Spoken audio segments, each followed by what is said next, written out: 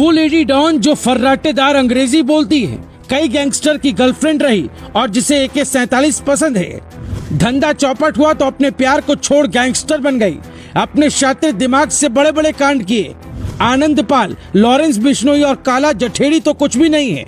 वो इन्हें भी उंगलियों पर नचाती थी। वो देखने में शरीर से ज्यादा मजबूत नहीं लगती, न ही उसका हुलिया गैंगस्टर वाला रहा, लेकिन उसका दिमाग बड़ा ही शातिर है। गैंगस्टर बनने के बाद वो जो भी कह देती थी उसे सबको मानना होता था।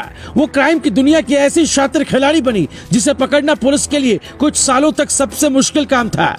ये कहानी उस लेडी डॉन की है जिसके सिर से कम उम्र में ही माँ का साया उठ गया। पिता सरकारी नौकरी में थे और उनकी इच्छा इतनी थी कि बिटिया मिंटू का विवाह किसी अच्छे लड़के से कर दें। वो पढ़ने में तेज सर्रार थी। उसने BCA की डिग्री हासिल की, लेकिन पिता की मर्जी से शादी उसे नहीं करनी थी। वो दीपक नाम के एक लड़के से प्यार करती थी और घर वाले जब खिलाफ हुए तो उसने भागकर शादी कर ली। राजस्थान के सीकर में दोनों पति पत्नी बड़ी खुशी से रह रहे थे। मिंटू को अपना प्यार मिल गया था और दीपक मिंजा को एक तेज तर्रार बीबी। दीपक उसे शेयर मार्केट की बारीकियां सिखाता था और वो पैसों को दोगुना तीगुना करने के सपने देखती थी। तभी किसी के इन रिश्तों को नजर लग गई। दीपक पर इतना कर्जा हो गया कि शेयर ट्रेडिंग का काम बंद करना पड़ा।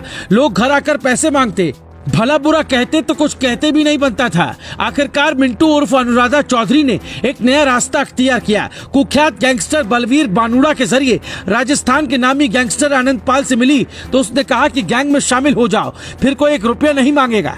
आनंद पाल की ये बात मिंटू को पसंद आई और वो गैंग में शामिल होकर अनुराधा चौधरी उर्फ मैडम मिंज बन गई। शुरुआत में इसे थोड़ी दिक्कत हुई, लेकिन बाद में वो आनंद पाल को अंग्रेजी सिखाने लगी और बाद में AK-47 चलाना सीख गए। अनुराधा चौधरी ने पहला अपराध एक व्यापारी के अपहरण का किया और फरार हो गए। तब पुलिस ने इस पर 5000 का इनाम रखा था। यहीं से उस लेडी डॉन के लिए क्राइम की दुनिया का रास्ता खुल जाता है और फिर वो गैंग की एक मेंबर न रहकर आनंद पाल की सबसे खासम खास उसकी गर्लफ्रेंड बन जाती। गैंग में उसका रुतबा नंबर 2 का था। साल 2004 में पहली बार उसे आर्म्स एक्ट के तहत 2 साल की सजा सुनाई गई और जब जेल से निकली तो उसका अंदाज बिल्कुल बदल गया था। कहते हैं कि अनुराधा से मिलने से पहले आनंद पाल बिल्कुल देसी अंदाज में पैंट शर्ट पहनता था और गले में गमछा लटकाए घूमता था, लेकिन इससे मिलते ही उसका अंदाज बदल गया। वो सूट बूट और हैट में नजर आने लगा। अनुराधा ने इसे अंग्रेजी भी सिखा दी थी। जब पुलिस ने आनंद पाल को पकड़ा तो ये जेल में भी उससे मिलने जाती थी, लेकिन अनुराधा इतनी शातिर निकलेगी ये बात आनंद पाल को भी नहीं पता थी।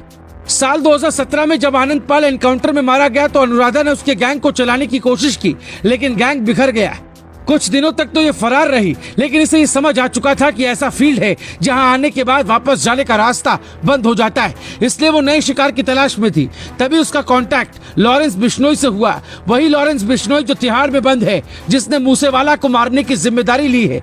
लॉरेंस बिश्नोई तो शायद इसकी बातों से नहीं फिसला, लेकिन उसने संदीप उर्फ काला जेठेड़ी से अनुराधा की मीटिंग फिक्स करवा दी। पहली मीटिंग के बाद दोनों इतने कैजुअल हो गए कि कुछ सालों बाद तो साथ रहने लगे। जब दिल्ली पुलिस ने काला जठेड़ी को पकड़ा तो लेडी डॉन अनुराधा भी साथ में थी। जब पुलिस ने पकड़ा तो उसने फर्राटेदार अंग्रेजी बोलकर पुलिस वालों को भी सन्न कर दिया। शायद पहली बार ऐसा देखने को मिला कि कुख्यात अपराधों में जेल में बंद एक कैदी ने पढ़ने के लिए इंग्लिश किताबें मांगी हो। उसने ये भी बताया था कि उसके गैंग में गोल्डी बरार भी है, जो आजकल कनाडा से बैठकर बिश्नोई गैंग को ऑपरेट कर रहा है।